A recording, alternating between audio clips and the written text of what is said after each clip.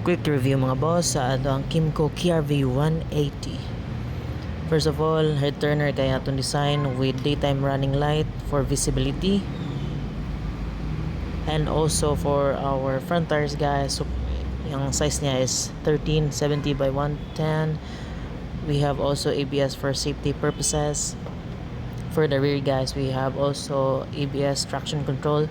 Ang TCS na guys for the turn off for off-road purposes. For our signal light front and back, LED na tanan, so visible kaayo. So mo natin controlled, and kaning TCS na to nga switch guys para ni i-turn off ang ABS sa likod. Nindot kayo ang off-road ani guys. Mo atong panel na to guys. Ayan atong switch for quick start and hazard. Dako sad kay atong gulay board and extended atong footboard. Nindot kay siya for long ride, chill kayo. 7.2 gas tank. Nasa tay pocket, and also ganan sa tanan natay hook.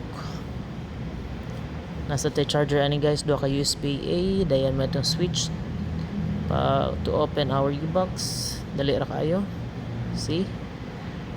So atong U-box guys, we have two lights. Very useful kind of guys nga when for night time when accessing your U-box.